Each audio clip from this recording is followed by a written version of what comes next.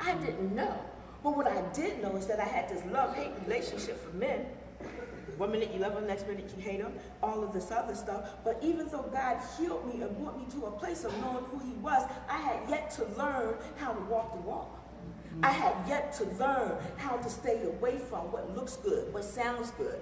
I had yet to learn what it means to be better. I didn't know what better looked like. I didn't know what it looked like. I'm looking for it in you.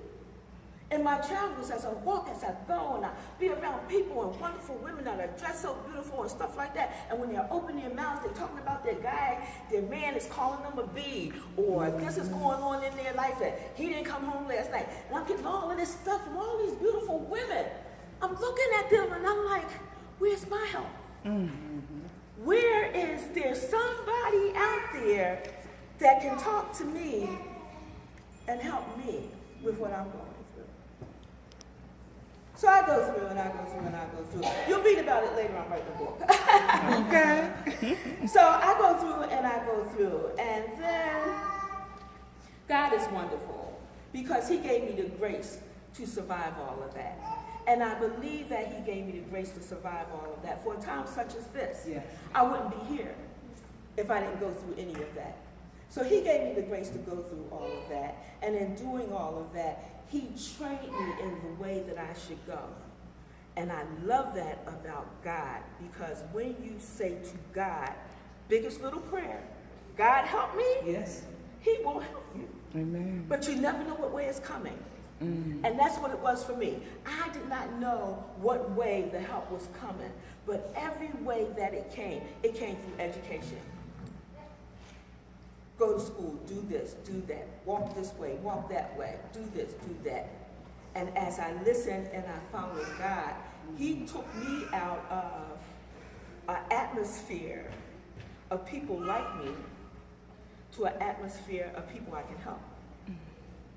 And that if I saw somebody on the bus that was crying and looked like they'd been abused or whatever the case may be, I could say, hey, let's talk. And the beautiful thing is that they listen. And the beautiful thing is that day I helped somebody. And that's what it's all about. But we as women have to learn to help ourselves by making better choices in the people that we have in our lives. And by recognizing that nothing is more greater than your peace, than your self-worth, than your children who are watching and seeing. My son said to me, because it was his father, my son said to me, Mom, I don't want you to ever hurt again. That was a turning point for me. That's when I went to the shelter. But never mind what he did to me before I went to the shelter. That's another story. But children watch. They listen. They hear. They see. They know. You can be behind closed doors all you want. Their door is open and their ear is to the wall. What is daddy doing to mommy? And if it's okay, guess what? You're creating a little monster yourself. Be careful. Okay.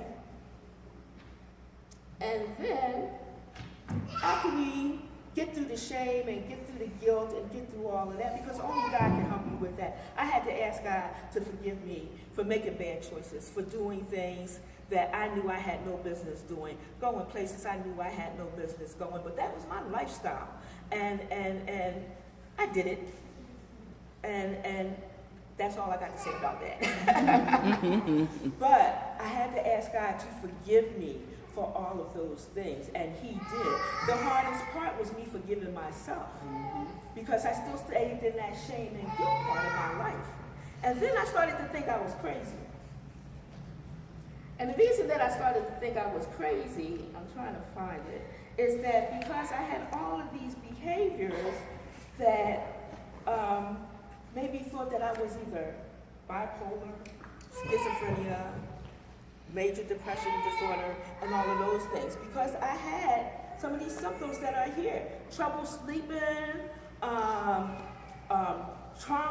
I was never aggressive, excessive shyness, unhappiness, worried all the time, physical and emotional. I was up and down and in and out and all over the place. And still, I knew that God was working on me, but I didn't know how to get the complete healing.